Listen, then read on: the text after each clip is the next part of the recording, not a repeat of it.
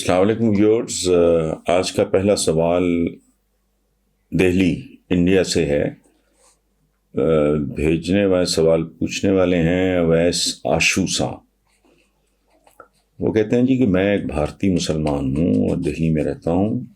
سیالکوٹ واقعہ آپ کی نظر سے گزرا ہوگا۔ پوری دنیا اس وقت پاکستان پہ برہم ہے، مگر افسوس کی بات یہ کہ کشمیری مسلمانوں کے بارے میں کوئی بات نہیں کرتا، اور جو کچھ انڈیا میں مسلمانوں کے ساتھ ہو رہا ہے اس کے بارے میں بھی کسی کو کوئی پرواہ نہیں۔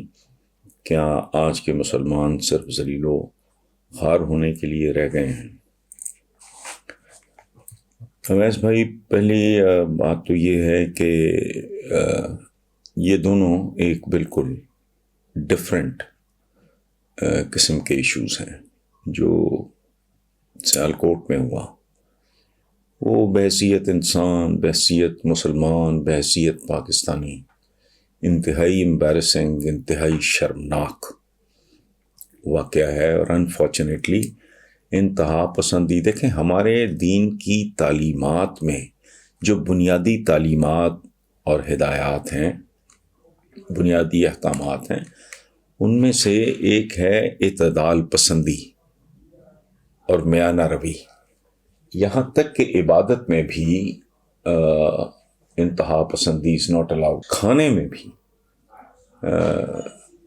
کھانے کے بارے میں حکم یہ ہے کہ ابھی تھوڑی بھوک باقی ہو تو ہاتھ پیچھے کھینچ لو۔ اسی طرح عبادت میں بھی۔ یہ بہت ہی ایک عجیب و غریب واقعہ ہے جس کے لیے شرمناک یا دردناک وغیرہ جیسے الفاظ بھی چھوٹے ہیں۔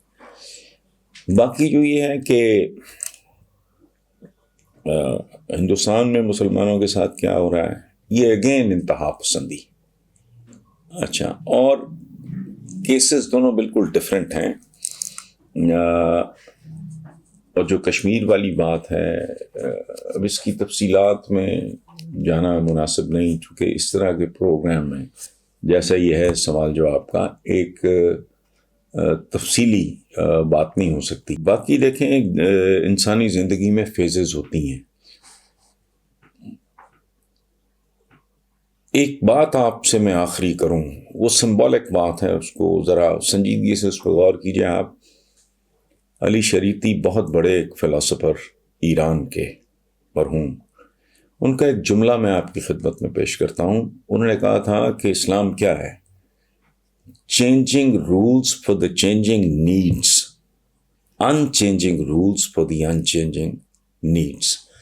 انفارچونیٹلی میرا آج کل کا ایک کالم ہے، شاید کل کا ہے یا شاید کل شائع ہو چکا، میں بہت مورلیس ریگولر لکھتا ہوں، مجھے کنفیوژن رہتا ہے۔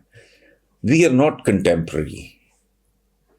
مومن کی، مسلمان کی ایک ڈیفینیشن یہ ہے کہ وہ اپنے عہد کے ساتھ، جس زمانے میں وہ زندہ ہے اس کے ساتھ وہ پوری طرح ہم آہنگ ہوتا ہے۔ ہم انفارچونیٹلی اس پہ ہماری توجہ کم نہیں ہے، میرا ذاتی خیال ہے ہی نہیں، اور یہ فیزز ہوتی ہیں۔ کبھی نہرو صاحب جیسے، واجپئی جیسے لوگ تھے، آج مودی صاحب ہیں، کل یہ نہیں ہوں گے۔ They are not permanent realities. تو آپ ہمت حوصلے سے، یہ فیزز ہیں۔ جاپنیز نے کیا نہیں بھوگتا، تو ایک فیز آیا ہے، انشاءاللہ یہ بھی گزر جائے گا۔ صہیب رومی صاحب ہیں، رہنے والے ہیں جوہر ٹاؤن لاہور کے، اور ہوتے ہیں وہ ایمسٹرڈم میں۔ ان کا سوال ہے کہ کل سیالکوٹ کا واقعہ آپ کی نظروں سے گزرا ہوگا۔ اس واقعے نے ہمارے معاشرے میں پنپتے عدم برداشت کے رویے کا اظہار کیا ہے۔ پاکستان میں ایسے واقعات پہ عالمی تنظیموں کی نظر ہوتی ہے۔ کیا آنے والے دنوں میں سیالکوٹ واقعہ کے ملک میں بیرونی اثرات نظر آئیں گے؟ صہیب صاحب، اس کو تو گولی ماریں، ڈوب مرنے کو دل کرتا ہے۔ یہ عدم برداشت نہیں ہے، یہ جہالت کی انتہا ہے۔ یعنی آپ عدالتیں، ہر آدمی اپنے طور پہ ایک عدالت بنا ہوا ہے، یہ شرمناک رویہ ہے۔ میں نے اس آدمی کی اپنی اہلیہ کے ساتھ اور بچوں کے ساتھ تصویر دیکھی ہے، میں کانپ اٹھا ہوں.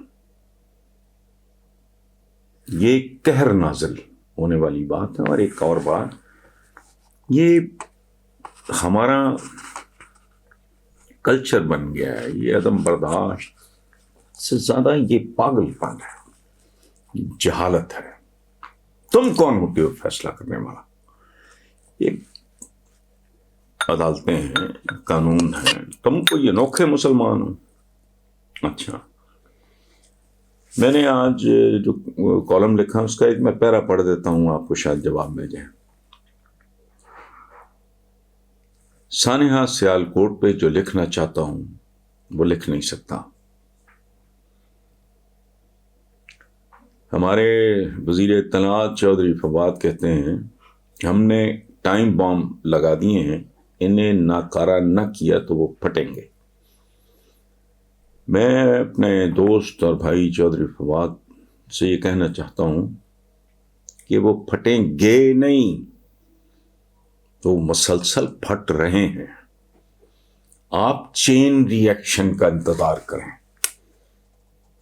چین ری ایکشن یہ ہے کہ ایک بہت بڑا اگر بم گرے تو پھر بم سے بم آٹومیٹکلی ایک چین سی بن جاتی ہے. اور میں نے 3 دسمبر 2021 کو جو کالم لکھا اس کے آخری چند جملے میں پڑھ دیتا ہوں. ہم ریلیکس نہیں، انتہائی ٹینس ترین ہجوم ہے جس میں زہریلے سانپ سرسرا رہے ہیں. ہم نارمل نہیں، ایک انتہائی ایب نارمل معاشرہ ہیں جس کے مستقبل کے آگے سوالیہ نشان آبادی کی طرح بڑھتے جا رہے ہیں. This is the end. اس کو روکنا آسان نہیں ہے.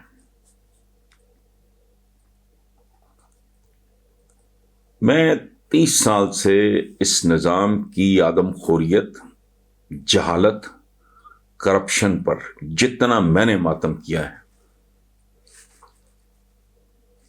کسی اور نے نہیں کیا.